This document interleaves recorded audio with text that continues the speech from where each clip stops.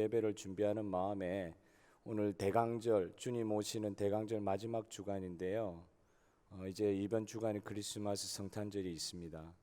이 대강절 맞이하여서 이 찬송은 한 번은 하고 성도들이 한 번은 다 같이 하고 이렇게 갔으면 좋겠다 싶어가지고 105장 찬송을 한번 이렇게 찬송을 하고 말씀을 같이 나누면 어떨까요? 이럴 때는 아멘 그러지 말고 좋습니다 그러시는 겁니다. 예, 찬송 105장으로 하나님께 영광 돌리면 어떨까요?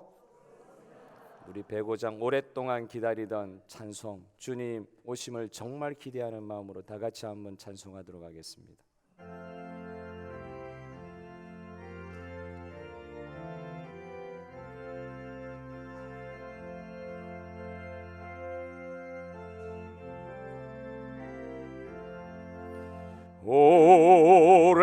오랫동안 기다리던 주님 강림하셔서 죄의 매인 백성들을 자유롭게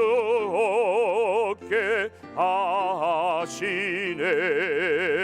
주는 우리 소망이요 인과 위로 되시니 오래 기다리던 백성 많은 복을 받겐. 모든 백성 구하려, 모든 백성 구하려고 임금으로 오시니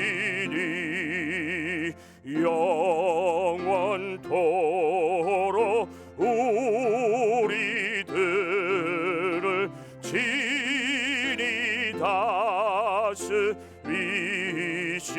죄로 상한 우리들을, 죄로 상한 우리 마음 은혜로써 고치고 주의 빛난 보좌 앞에 이르도록 하소서.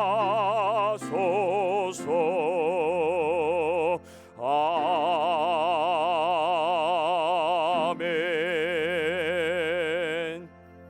죄로 상한 우리 마음 은혜로써 고치고 주의 빛난 보좌 앞에 이르도록 하소서.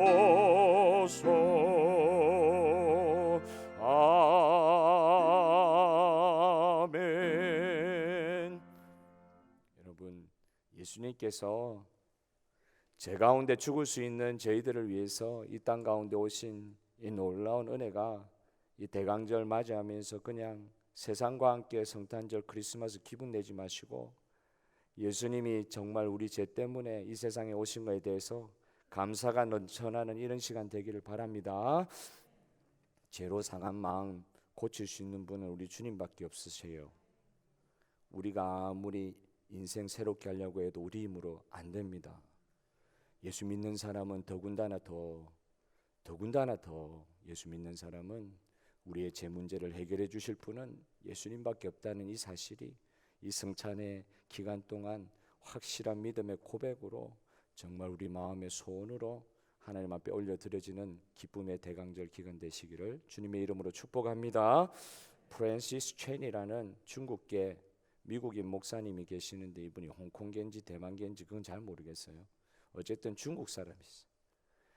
처음 그분을 뵀을 때 반바지 같은 그런 바지를 입고 폴로 티를 입고 설교를 하는 모습을 저는 무슨 부흥회한다 그래가지고 저처럼 이렇게 우리 어르신들 하시던 방식대로 이렇게 그래도 없는 옷이라도 깨끗하게 입고 이렇게 나와서 할 줄 알았는데 폴로 티에 반바지 같은 바지 입고 나와서 설교를 하시는데 처음에는 머리도 완전히 빡빡 깎고 코수염도 기르고 저 중국에 깽단 하다가 은혜 받아서 목사 됐나 이런 생각을 했는데 처음에 설교를 듣는데 저는 평생 처음 그분을 뵀는데 달라요.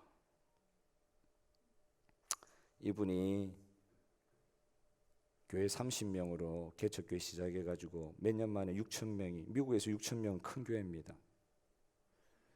큰 대형 교회를 이루다가 몇 년 만에 한 16년 정도 사역을 하고 최근 몇 년 전에 사임을 하시고 방랑하는 사역을 시작하는 거예요. 지금은 홍콩 가 계신 걸로 제가 알고 있는데 조그만 소그룹 전도 중심의 소그룹들을 개척하는 그런 개척 사역을 하기 위해서 담임 사역을 내놓으시고 온 세계를 돌아다니면서 복음 운동하고 있는 그런 목사님이 계셨습니다. 저는 개인적으로 이분은 뭐 중국말도 제대로 못하시는 정말 미국 사람인데 근데 이런 분의 메시지들을 이런 분의 사역의 하트를 우리 호주에 있는 다음 세대 우리 친구들이 이분과 네트워킹을 하는 그런 사역을 하면 참 좋겠다는 생각을 하는데 워낙 유명하신 분이라 가지고 우리가 오라면 오겠어요? 모르겠어요. 그런데 뭐 월드와이드 한 스피커인데 이 사람이 뭐 꼭 유명해서라기보다 이 사람이 여러 권의 책을 썼는데 그 중에 Erasing Hell이라는 한국말로 번역될 때 지옥은 없다? 퀘스천 마크. 지옥은 없다? 퀘스천 마크. Erasing Hell. 지옥 죽이기, 뭐 지옥 지워버리기. 성도들의 마음에서 지옥이라는 너무 부정적인 이미지는 지워야 된다. 이게 가능한가? 이런 책을 쓴 게 있는데 이분이 그런 주장을 한 게 아니고요. 그 전에 몇 년 그 책을 쓰기 전에 그 전에 라벨이라는 어느 목사님이 계신데 거기도 대형교회 담임 목사님인데 Love wins 해가지고 사랑은 이긴다 그런 제목으로 책을 썼어요. 그 책의 내용이라는 것이 결국 뭐냐면은 지옥이 없다라는 개념을 그 설교 그 책 가운데 집어넣은 거예요. 목사님인데 사랑의 하나님, 내가 믿는 사랑의 하나님, 그런 하나님이신 것 같으면 절대 영원토록 그의 사랑하시는 하나님의 형상대로 지음받은 영혼들을 지옥에 두실 리가 없다. 그런 유의 책을 쓴 거죠. 그게 베스트셀러가 됐어요. 그걸 이제 보면서 통탄을 하면서 하나님께서 어떤 사람을 어떤 특정한 사람들을 영원히 심판하실 수 있다는 생각을 조롱하는 듯한 이 책을 보면서 통탄이 일어나 가지고 이 프란시스 체넷 목사님이란 분이 죄와 형벌과 심판과 지옥이라는 개념을 피하고 있는 이 책에 대해서 그래도 너무 그 사람이 유명하니까 밥 라벨이라는 사람이 유명하니까 그 사람이 그렇게 참 제대로 된 책, 뭐 큰 출판사에서 나온 책 그런 거 뭐 베스트셀러가 됐으니까 그런데 이 프란시스 체넷이라는 사람이 가슴에 불이 붙어가지고 성경을 그때부터 팼대요. 내가 진짜 뭐 알고 있는 게 잘못됐나? 성경을 펴가지고 그때부터 연구를 하고 성경 가지고 이제 연구를 하면서 그에 반박하는 책을 낸 게 Erasing Hell. 지옥은 없나? 진짜 없어요? 그걸 책을 낸 거예요. 여러분, 성경이 말씀하시는 진리를 따라야 되는 게 성도의 생각과 마음이어야 될 줄로 믿습니다. 사람이 말하는 거 말고 성경이 뭘 말하느냐 그걸 따라야죠. 성도는 믿고 싶은 것만 믿는 이 확증 편향이란 말 아시죠?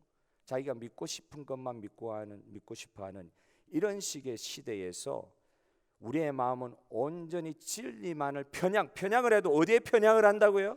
진리에 편향하면 그거는 잘못된 게 아니란 말이에요. 자기의 믿고 싶은 것만 믿고자 하는 이런 심리가 이런 삶의 방식이 완전히 가득 찬 세상에서 오로지 진리만을 내가 믿겠습니다 하는 이런 순종 방식으로 훈련받아야 될 사람들이 저와 여러분 우리의 삶이 되어야 될 줄로 믿습니다. 우리는 진리 편향이다. 편향을 하더라도 우리는 진리 편향이다. 하나님 말씀 방향으로 내가 이끌림 받겠다.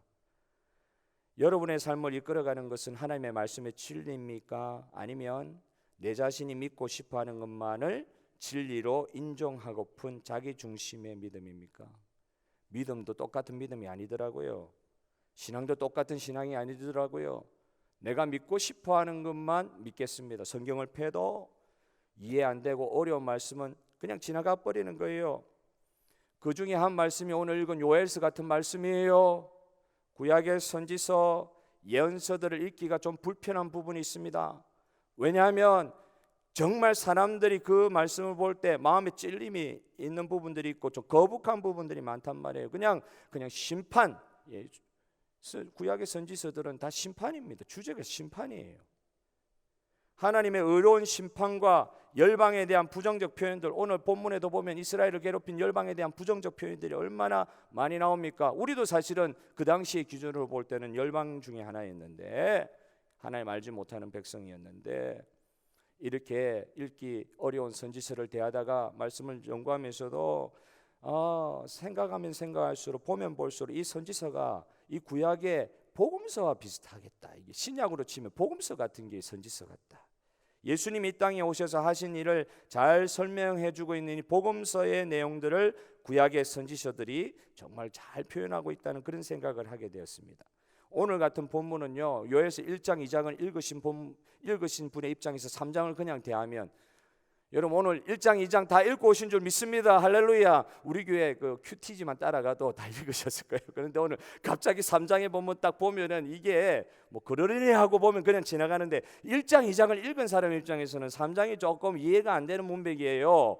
1장에서 이스라엘 백성들의 심판에 대해서 하나님께서 요엘을 통해서 선포하셨다가 2장에 넘어가면 그 심판받을 이스라엘 백성을 그래도 하나님께서 불쌍히 여기셔가지고 그들이 회개하기만 하면, 주님께 돌아오기만 하면 내가 회복시키리라, 내가 다시 너희를 내 백성 삼으시리라, 이런 복음의 말씀, 신약으로 치면 복음의 말씀, 회복의 말씀이 선포되고 있는데 갑자기 3장에 넘어가가지고는 이스라엘의 백성을 괴롭히는 이방 나라들에 대한 또 심판을 선포하고 있는 거예요.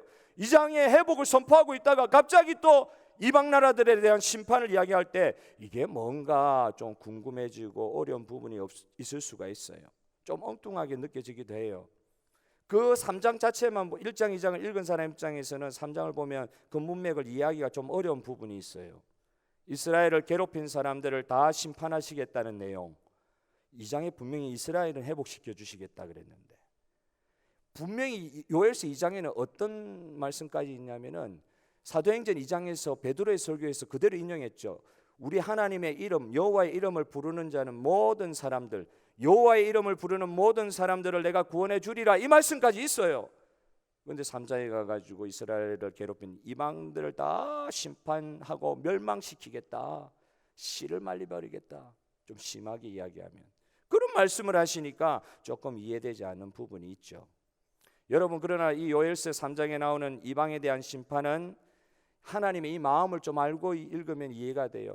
이스라엘 백성, 그 당시 이스라엘 백성은 하나님에게 있어는 자기 자신이에요. 할렐루야. 이스라엘 백성은 뭐라고요? 하나님 당신이에요. 하나님을 괴롭힌 이방 백성은 바로 하나님을 괴롭힌 이방 백성이라기보다는 하나님의 백성 이스라엘을 괴롭힌 이방 백성은 곧 하나님을 괴롭힌 것이요, 하나님을 끝까지 거부하는 사람들로서의 이방 대적을 지금 이야기하고 있다고 생각을 하면 본문에 대한 이해가 조금 될 수가 있을 것 같아요. 하나님을 끝까지 대적하고 하나님과 떨어져 살려는 인간들에 대한, 그래도 하나님께 소망을 두고 돌아오는 사람은 어떤 상황에서도 하나님께서 회복시켜 주시는데, 끝까지 대적하고 끝까지 하나님으로부터 떨어져 살려고 하는 인간은 결국 하나님 심판하실 수밖에 없음을 보여주시는 본문이다. 그러나 오늘 본문은 이 이방 민족에 대한 심판에만 머물러 있지 않습니다.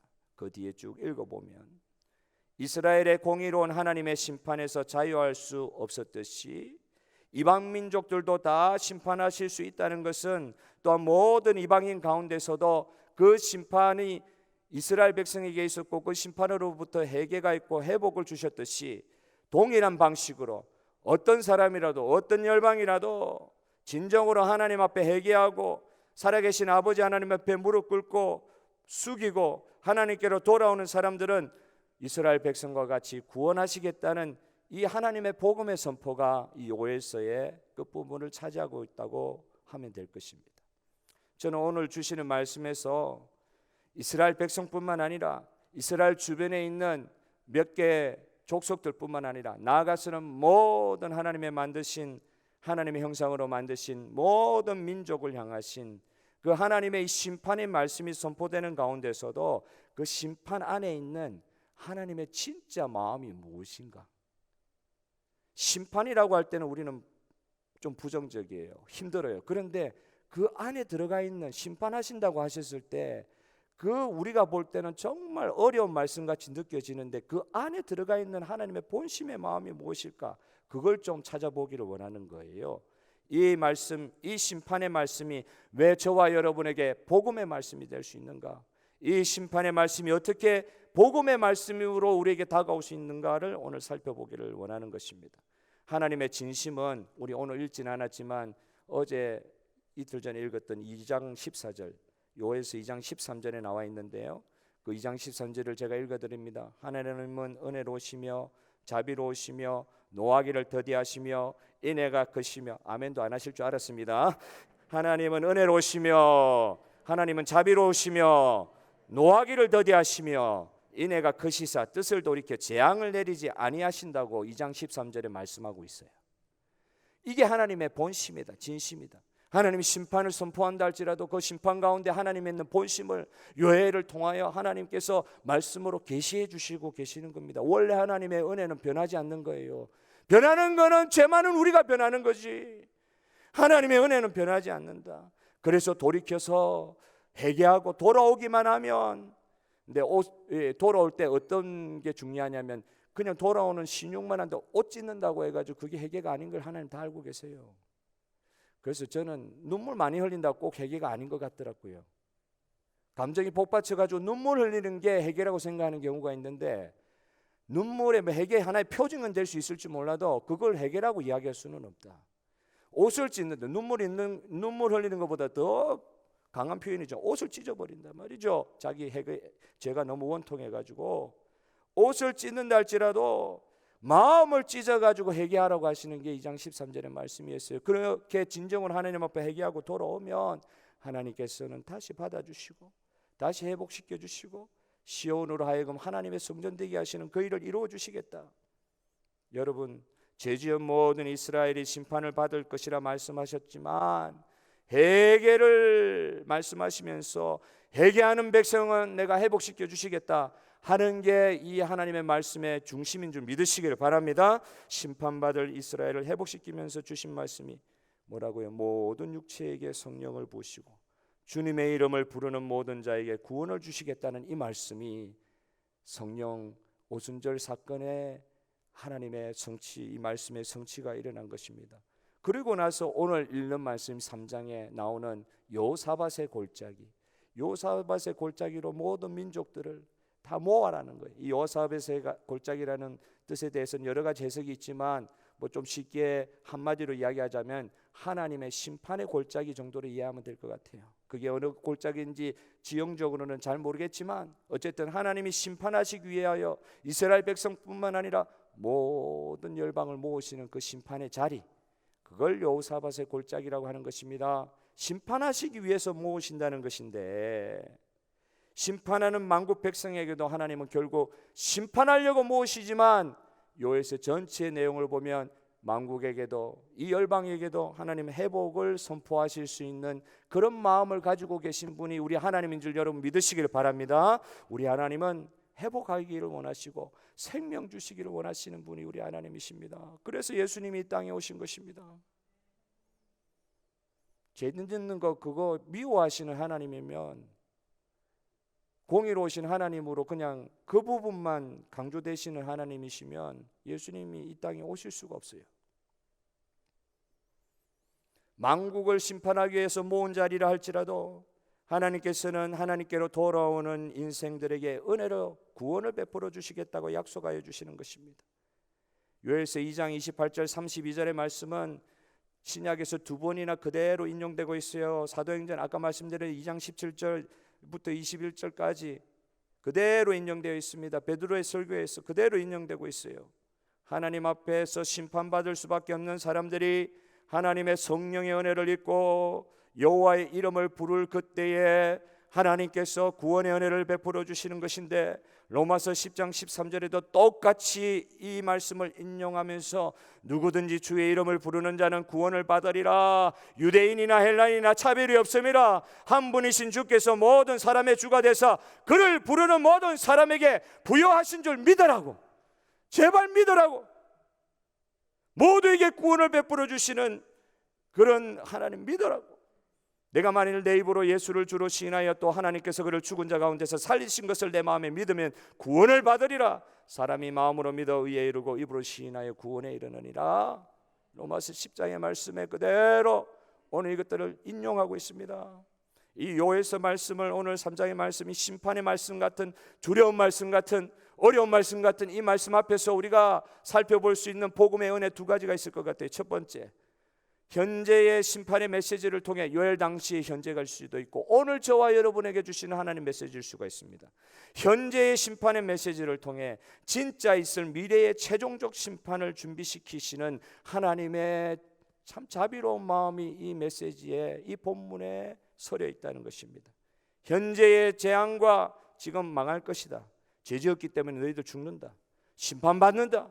하나님 뜻대로 살지 않았기 때문에 하나님 백성으로서 인침받지 못한다. 이런 심판의 메시지가 선포되는 가운데서도, 그런데서도 하나님께서는 모든 생명들로 하여금 구원받기로 예정되어 있는 자들을 심판하는 그 자리에서 돌이키시고 그 사람들을 멸망하기 위해서 심판의 메시지를 주시는 것이 아니라 이 심판의 메시지를 통해서 그들이 하나님께로 돌아오도록 하시는 하나님의 선하신 계획이 이 선지서의 말씀에 서려 있는 줄 믿습니다. 현재의 환난은 미래의 환난을 이길 수 있도록 훈련시키시는, 하나님의 백성을 더 믿음의 헌신의 자리로 이끄시는 하나님의 방법이신 것을 오늘 말씀을 통해서 볼 수가 있습니다. 저는 복음서에서 예수님께서 죽고 나서 우리가 어떻게 될지에 대해서 말씀하시는 그런 부분을 읽다가 보면은 깜짝깜짝 놀랄 때가 있어요. 다 안다고 생각했는데 읽어도 어떨 때는 안다고 생각하고 부담스러우니까 그냥 넘어가고 싶죠. 근데 예수님이요, 천국에 관해서보다는 지옥에 관해서 더 많이 말씀하신 거 여러분 아십니까? 복음서 읽어보십시오. 예수님이 사용하신 이 사후 세계에 대한, 우리가 죽고 나서 어떻게 될지에 대해, 육체로 죽고 나서 어떻게 될지에 대해서 예수님이 직접 말씀하신 것들을 보면 좀 충격적인 단어들이 많아요. 저는 목회자라서 만약에 설교 예수님 하는 자리에 있었다고 하면 그런 말은 못하는 거예요. 진짜 여러분도 마음 상하실까 봐. 저라면 사용하지 않을 단어들을 그냥 쓰시는 거예요. 너무 강하고 가혹한 단어들. 근데 그게 실상이라는 거죠. 너무 가혹하고 너무 힘든 말씀을 하셨는데 왜 그렇게 하셨겠냐고요. 왜 그렇게 받아들이기 힘든 말인 줄 뻔히 아시면서도 그렇게 가혹할 정도로 강한 말씀을 그렇게 선포하실까요? 예수님이 지옥에 대해서 말씀하실 때 특별히 너무나도 강하고 무서운 언어들을 사용하셨습니다. 그렇지만 이 예수님의 말씀을 통해서 우리가 믿어야 될 것은, 여러분 이런 말씀 우리에게 주신 이유는 우리를 너무 사랑하시기 때문에 우리가 그런 자리에 들어가지 않도록 하게 하시는 사랑의 경고와 공고의 말씀인 줄 믿으시길 바랍니다.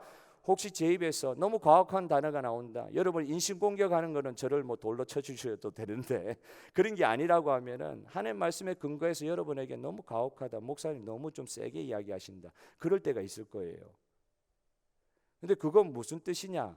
예수님의 그 하시는 방식을 빌리자고 하면 지옥에 대해서 왜 그렇게 강하게 실제적으로 말씀하시느냐?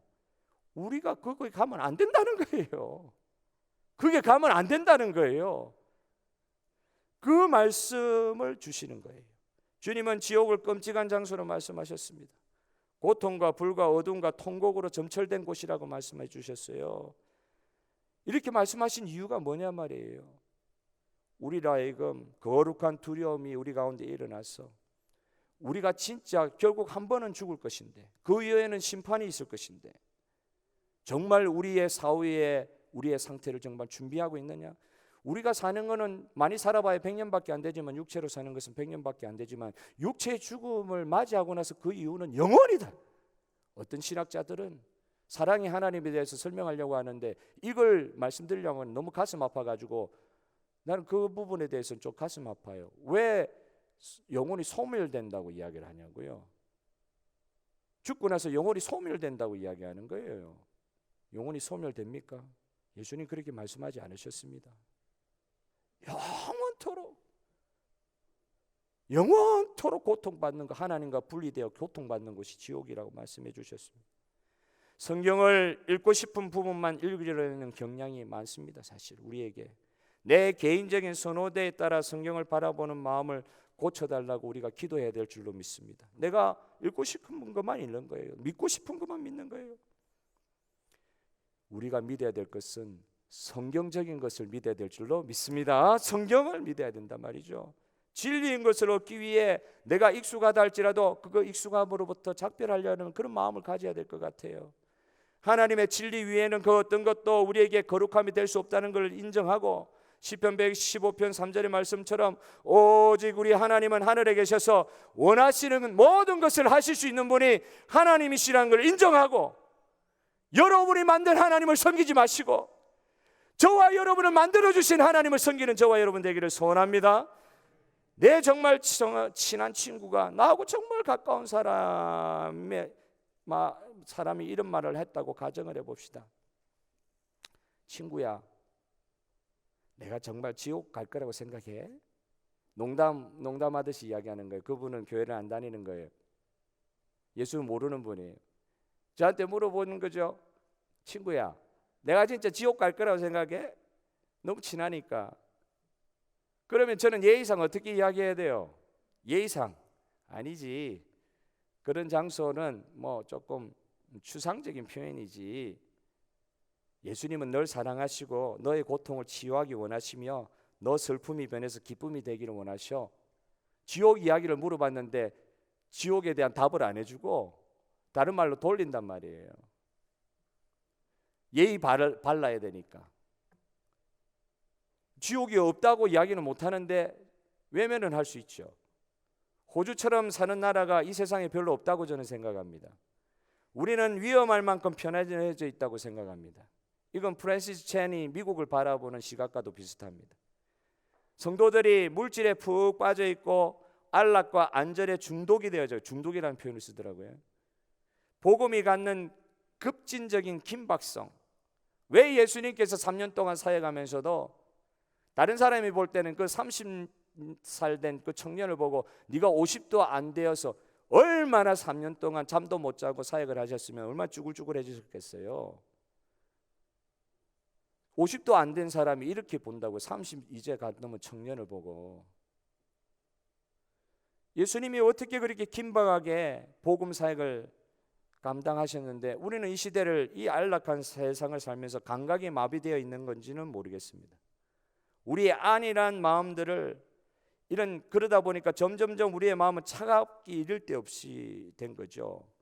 복음의 그 원초성, 복음은 원래 급진적인 것이고 복음은 사망에서 생명을 살리는 것이고 아멘도 안 할 줄 알았습니다.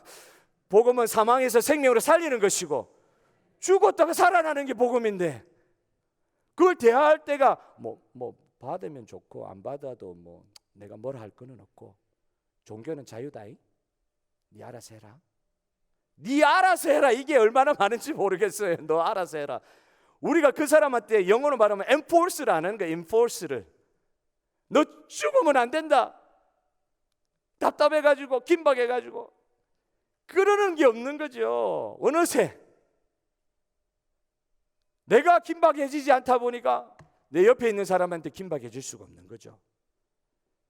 복음을 전하는 이 시간, 먼저 믿은 성도님들이 이 자리에 다 계신데도 오늘 처음 교회 오신 분들은 혹시 계실지는 모르겠는데 예수 그리스도가 모든 성도님들의 주인이신 줄 믿습니다. 그런데 오늘 먼저 믿은 성도들이 모여있는 이 상황에서 말씀대로 우리의 상황을 그대로 이야기하지 못한다고 하면 이처럼 비극적인 상황이 어디 있습니까?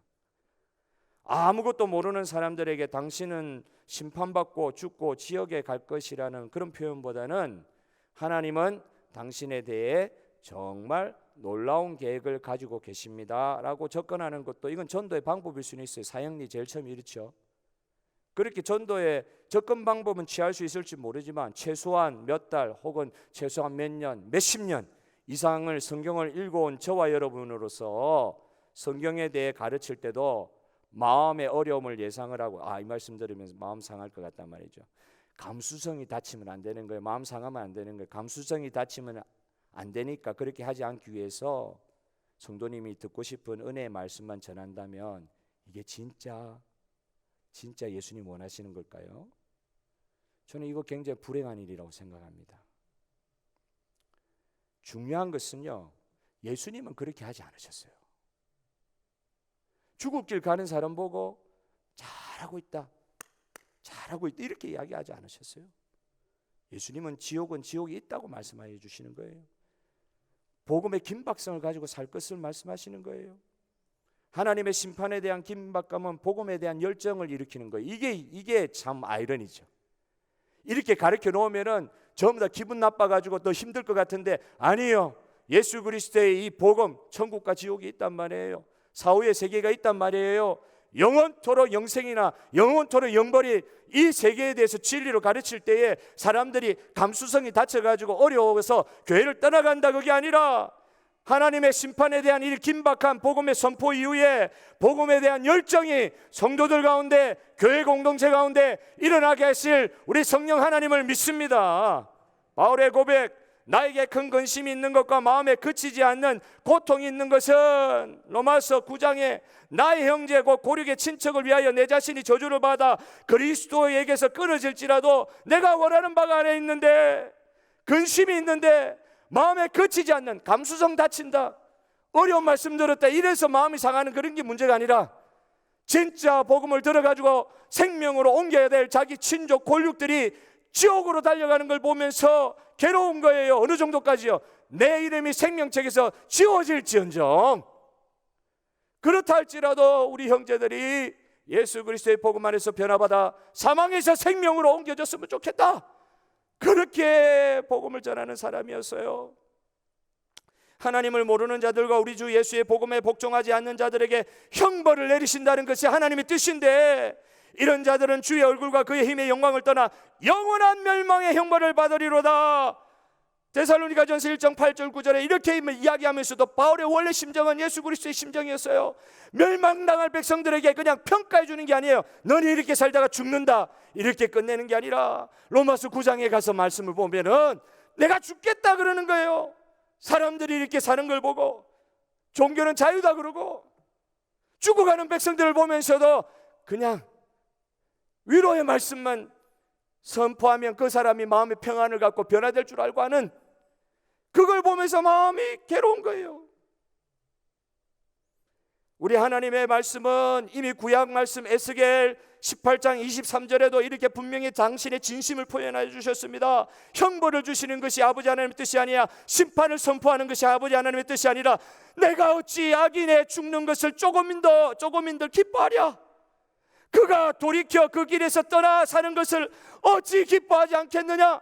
에스겔처럼 이 이스라엘 백성과 그 열방들 하나님을 저주하고 하나님을 따르지 않는 백성들에 대해서 심판을 선포한 그런 말씀이 어디 있어요? 그런 심판의 말씀 선포한 선지자가 어디 있겠어요? 그런데 이 에스겔이 하나님의 말씀을 받아가지고 하나님의 말씀에 진심을 또 전하는 거예요. 요엘처럼 내가 어찌 악인의 죽는 것을 조금인들 기뻐하랴. 그가 돌이켜 그 길에서 떠나 사는 것을 어찌 기뻐하지 않겠느냐. 내가 심판해놓고 그들 죽는 거 바라는 하나님인 줄 아느냐. 심판을 통하여 경고하는 이유가 뭐냐? 왜 지옥에 대해서 그렇게 강하게 말할 말씀을 전하느냐? 정신 차리고 생명의 길로 옮겨야 된단 말이죠. 왜 그렇게 하나님이 계신데도 불구하고 하나님 계시지 않는 것처럼 눈에 안 보인다고 하나님 그렇게 경홀히 여기고 경히 여기고 믿는 바와 행동이 어떻게 그렇게 다를 수가 있냐 말이에요. 심판을 선포하시는 하나님의 본심이 이것입니다.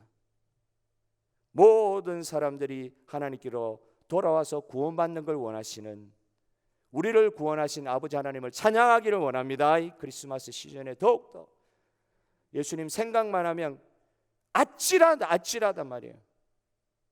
내가 예수님 믿으려고 믿은 것도 아니고 정말 어떻게 이러다가 내가 이렇게 교회까지 와가지고 예수님을 구주로 고백하는 자가 되었는가. 예수님 안 오셨으면 어쩌, 예수님 내가 몰랐으면 어땠을까. 아찔하단 말이에요.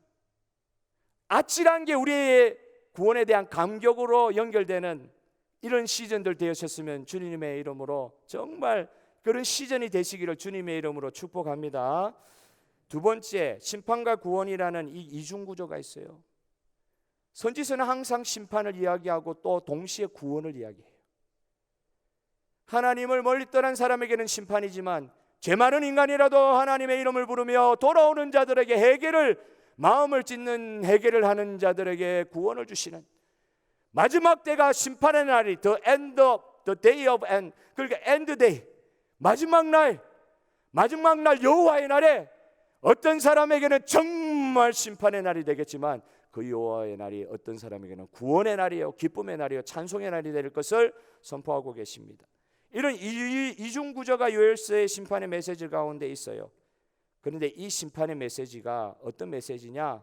백성들의 회개를 이끄시는 메시지다. 회개를 이끈대. 회개. 심판을 선언하시다가 곧 다시 구원을 약속하시는 것은 모든 백성들에게 자동적으로, 너는 하나님 백성인 거 인정되면 자동적으로 구원을 주시겠다는 말씀은 아니에요. 오직 누가요? 자기의 잘못을 마음으로 찢어야지. 마음으로, 옷을 찢는 게 아니고 자기의 잘못을 하나님 앞에 회개하고 하나님께 돌이켜 하나님이 주시는 성령의 임재 가운데 여호와의 이름, 나의 구세주, 나의 주인으로 모시는 그 사람들만이 구원을 받게 될 것을 말씀하십니다. 이때도 말입니다. 입으로 주여 주여 한다고 구원받는 것이 아니라고 말씀하십니다. 만약 우리가 하나님이 계심을 믿습니다. 하나님이 사랑이심을 믿습니다. 하나님께서 아들을 보내셨습니다. 그 아들 예수님 우리 위해 보내셨습니다 라고 말은 하면서도 하나님의, 우리의 주인 되시는 하나님의 주권에 순복하지 않는다면 이런 신앙을 구원받는 믿음이라 할 수 있을까요? 입으로 시인할 뿐만 아니라 마음으로 믿어 의에 이른다고 했습니다. 입으로 시인함과 동시에 마음으로 믿어야 돼요. 따라해라 해가지고, 따라한다고 해가지고 주문하듯이 예수님의 이름을 입으로 따라한다고 해가지고 구원이 있는 것이 아니라 주여 주여 하면서도 마음으로 주님을 순복해야 돼요. 주님을 우리의 삶의 주인으로 인정해야 되는 것이 우리의 신앙이 되어야 될 줄로 믿습니다. 구원받는 믿음은 구원하실 주님의 주권에 순복하는 믿음인 것입니다. 주인의 주권 아래 들어가면 주인의 원하는 것을 하게 되어 있습니다. 종은 주인이 원하시는 것을 하는 거예요. 성도가 누구냐? 주님의 종이라 할 때 주여 주여 하면서 이것 달라 저것 달라고 말하는 게, 그게 성도와 종의 태도가 아닙니다. 종은 주인이 원하는 것을 하는 사람들입니다. 여러분, 주인의 주권 안에 들어가면 주인이 원하는 것을 한다고 생각할 때 성도는 주여 주여 하면서 이것 달라 저것 달라 말하는 사람이 아니다 말이야. 나 여호와가 말하노라, 내 손이 모든 것을 지었으므로 그들이 생겼느니라. 무릇 마음이 가난하고 심령에 통회하며 내 말을 듣고 떠는 자, 그 사람은 내가 돌보려니와. 이사야 66장 2절의 말씀입니다. 마음이 진정 하나님을 생각하면 감격이 있고 떨림이 있냐 말이야. 내가 받은 구원에 대해서 정말 감격이 있고 어떤 면에서는 두려움이 있냐 말이죠. 나 정말 지옥 백성이었는데 하나님께서 이렇게 구원해 주신 것에 대한 감격이 있단 말이에요. 사도 바울의 아테네서의 설교는 무엇입니까? 하나님이 이제는 어디든지 사람에게 다 명하사, 그 아테네 사람 머리만 좋아가지고 전부 다 새로운 거 듣기 좋아하는 사람, 유행 따라가는 사람, 오늘날 치면 뉴욕에 사는 사람 같이 전부 다 소피스케이리드 된 사람, 지식인들, 참으로 똑똑한 사람들 모여 있는 가운데 말씀 전도 설교를 하는데 그 전도 설교의 핵심이 뭔지 아세요? 다 명하사 회개하라 하셨으니 머리로 다 생각하고 마음에 찔림도 없고 마음의 변화 생각해 본 적도 없는 사람들에게 사도 바울은 복음을 전하면서 어떤 사람이든지 하나님께서는 다 회개하라 명하셨다고 말씀하시는 거예요. 회개하지 않으면 심판이 있을 것이다. 그게 사도 바울의 설교의 핵심이에요. 은혜와 사랑에 대해 말하는 교회 문화에서 이런 문화에서 은혜와 사랑을 말하지 말아야 된다는 뜻은 아니고, 이게 너무 서로를 격려하고 서로를 인정해주는 이런 문화가 익숙한 교회에서 하나님의 진노와 심판에 대해서 이야기하기가 쉽지가 않죠. 어려워요. 그런데 철없는 아이가 차가 막 다니는 도로로 뛰어나가고 있는데 돌아와야지 하고 이렇게 쳐다보고 야 가지마 이러는 부모가 없잖아요. 소방관이 불타는 집에서 사람들이 막 잠자면서 죽어가고 있는데 벽을 부수고라도 들어가가지고 잠자는 사람 깨워가지고 구출해내야 되잖아요. 지금 다 잠자고 있는데 비난받을 일이 아니죠. 그건 집 부쉈다고 비난받을 일이 아니죠. 의사가 암병에 걸린 환자에게 진짜 항암 치료는 고통스러운 것입니다. 그런데 살려면 항암 치료 받아야 됩니다. 그럼 그 사람이 나한테 잘못했다고 이야기하지 못하는 거잖아요. 그 사람이 항암 시작하게 해가지고 내가 정말 죽을 고생을 했다, 이렇게 우리 이야기 못한단 말이죠. 우리는 하나님이 하나님이신 것을 인정해야 될 줄로 믿습니다. 하나님이 누구냐? 토기장이라. 우리는 진흙이라 그랬어요. 하나님은 긍휼히 여길 자를 스스로 긍휼히 여기신다고 했어요. 우리가 긍휼히 여김 받게 해달라고 이야기할 때 하나님 긍휼히 여기시는 것이 아니라 스스로 하나님께서 긍휼히 여길 자를 긍휼히 여기시는 그런 분이시에요. 주권을 가지신 분이에요. 하나님의 이런 행동을 부끄러워하고 실망한 적이 있으신지 모르겠는데 분명히 하나님의 말씀인데도 그것을 말하기를 꺼려하고 편안한 말씀이 나올 때까지 거북한 말씀을 덮어버리는 우리의 삶이 있다고 하면 돌이키라고 말씀하시는 거예요. 하나님은 당신이 행하시는 모든 일이 완벽하심을 선포하시는 하나님이십니다. 괜히 하나님 위한다고 내 생각으로 하나님의 초월하시는 은혜의 뜻과 방법을 묻어버리고 있지 마시기를 바랍니다. 사람들 마음 상하게 할까봐 걱정하고 그러지 마시란 말이에요.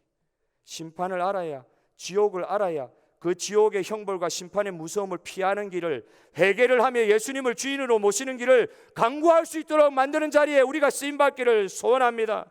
이는 내 생각이 너희의 생각과 다르면 내 길은 너희의 길과 다름이니라. 여호와의 말씀이니라. 이는 하늘이 땅보다 높음 같이 내 길은 너희의 길보다 높으며 내 생각은 너희의 생각보다 높음이니라. 우리 생각으로 하나님의 말씀을 제한하지 않는 저와 여러분 되시기를 바랍니다. 내가 하나님이라면 그렇게 하지 않을 것 같아요. 식의 교만을 버리시기를 바라요.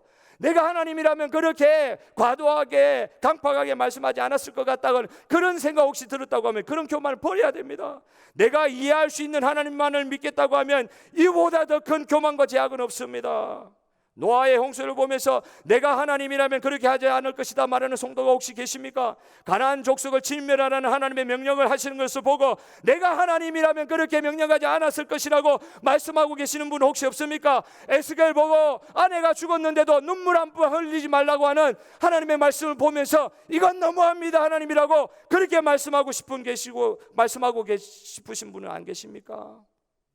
인간의 생각하는 도덕성과 윤리의 행동에 어긋나 보이는 하나님의 행동을 보면서 우리는 그렇게 판단하고 계시지 않습니까? 그런데 저는 또 한번 여쭙게요. 여러분께서 하나님이시라면 죄 많은 인간들을 죽음에서 건져보겠다고 당신의 가장 사랑스러운 자녀를 인간의 몸으로, 미물의 몸으로 보내려는 생각을 할 수 있겠어요? 여러분의 생각이라고 하면은 당신이 만든 피조물들이 감히 당신의 아들들을 고문하고 그 아들의 몸을 채찍질하여 갈기갈기 찢어놓고 마침내는 십자가에 못 박혀 죽이는 자리에 그 아들을 이렇게 던져 놓으실 수 있겠어요? 당신의 가장 소중한 아기가 피조된 인간 수준에서도 가장 낮은 마구간 여물통에 누이는 것을 하나님께서 여러분이 하나님이라면 그거 허용하실 수 있겠어요? 우리는 하나님의 행동을 우리 자신의 논리에 가두어서는 안 됩니다. 제가 이번 주간에 새벽기도 말씀을 섬기면서 참 회개하게 된 것이 있어요. 욥처럼 회개하는 것이 무엇인가? 욥은 회개할 일이 없었어요. 깨끗한 사람이었어요. 그런데 욥이 회개했다고 했어요. 하나님 앞에서 30장 후반부터 넘어가면 정신 차리고 자기를 정죄하는 사람들에게 내가 뭐 잘못했는데 다시 한번 말해봐라 이러다가 하나님의 살아계시는 역사를 체험하라고 하나님의 존존 앞에서 완전히 꼬꾸라진 거예요. 욥이 회개할 이유가 있습니까? 욥은 당대에 어려운 사람이라서 그런 이유 없습니다. 윤리적으로는 회개할 것이 없는 사람이었어요. 그러나 그는 하나님 앞에서 통렬히 회개해야 했습니다. 뭐라고 이야기하십니까? 욥기 40장 7절 8절. 너의 의를, 욥에게 하나님이 하시는 말씀이에요. 너의 의를 세우려고 나 하나님을 악하다 하겠느냐? 내가 너에게 이런 고통을 줬다고 그래서 나를 악하다고 이야기할 수 있는 권리가 너에게 있느냐? 이 말씀 앞에 욥은 꼬꾸라졌습니다. 너는 진정 전능자와 다투겠느냐? 하나님의 이 복음의 신비를 해석하는 단계가 아니라 하나님을 받아들이고 앙모하게 된 욥이 그 이후에 축복을 받은 줄 믿습니다. 하나님의 말씀이 선포하고 계십니다. 하나님이 이해될 뿐만 아니라 이해되지 않을 때에도 여전히 선하신 분이 우리 하나님이신 줄 믿어야 될 줄로 믿습니다. 우리가 느낀 바가 우리를 지탱해 주는 것이 아니라요, 우리가 하나님에 대해서 진짜 믿는 바가 우리를 붙들어 주실 줄 믿어요. 하나님을 믿는 이 믿음이 우리를 붙들어 주신다고요. 그래서 회개 많이 했습니다. 욥같이 회개하게 하여 주옵소서 기도 제목이 됐어요. 윤리적으로 잘못했을 때 회개하고 그래도 나는 하나님 앞에 어렵게 산다고 하는 내 모습을 하나님 앞에 내려놓게 되더라고요. 회개케 하시는 은혜가 있더라고요. 오늘 이 심판의 말씀을 통하여 진정으로 옷을 찢는 회개 정도가, 눈물 흘리는 회개 정도가 아니라 마음의 찢음이 일어나는 회개의 놀라운 역사들이 오늘 일어나서 우리 주 하나님을 판단하지 아니하고 우리 하나님을 주인으로 모신 자들이 정말 하나님을 주인으로 모실 때 주인 되신 하나님께서 그의 사랑하시는 구원받은 백성과 종들을 어여삐 보시게 되는 역사들이 우리 시드니 중앙장로교회 주님 다시 오시는 날까지 계속되기를 주님의 이름으로 축복합니다. 주님의 이름으로 축복합니다. 이 성탄의 시즌에 우리 주 예수 그리스도 안 오셨으면 어떻게 될 뻔했나요? 주님이 오셔서 너무 감사합니다. 그 감사가 새로워질 수 있는 그런 성탄의 대강절의 시간이 되시기를 주님의 이름으로 축복합니다. 우리 다 같이 찬송하시면서 이미 오늘부터 우리가 이제 광고도 하셨지만 나가실 때 악수 제가 이렇게 공적 안 하려고 그러는데요, 저 손을 잡으시고 싶으신 분은 계시면 손을 먼저 내밀어 주시길 바랍니다. 저는 언제든지 준비가 되어 있습니다. 코로나 걸려도 괜찮습니다. 저는 준비되어 있으니까 악수하시고 싶은 분은 하시되, 그러나 공적으로는 지금 갑자기 이렇게 풀어나와 버리니까 몇천 명이 됐어요. 하루에 조금 있으면 몇만 명 된다 그래요. 그래서 우리 교회가 사실은 이 음식점들보다 더 이렇게 우리가 이 규정을 안 하거든요. 그냥 누구든지 오실 수 있게 돼 있는 그런 공동체예요. 그러니까 조금 더 우리가 조심하는 그런 지혜는 있어야 될 것입니다. 여러분, 이 성탄절을 맞이하며 이제 헌금도 미리 드리신 걸로 알고 있는데 다 같이 헌신의 찬송을 부르며 예배 마무리하도록 하겠습니다.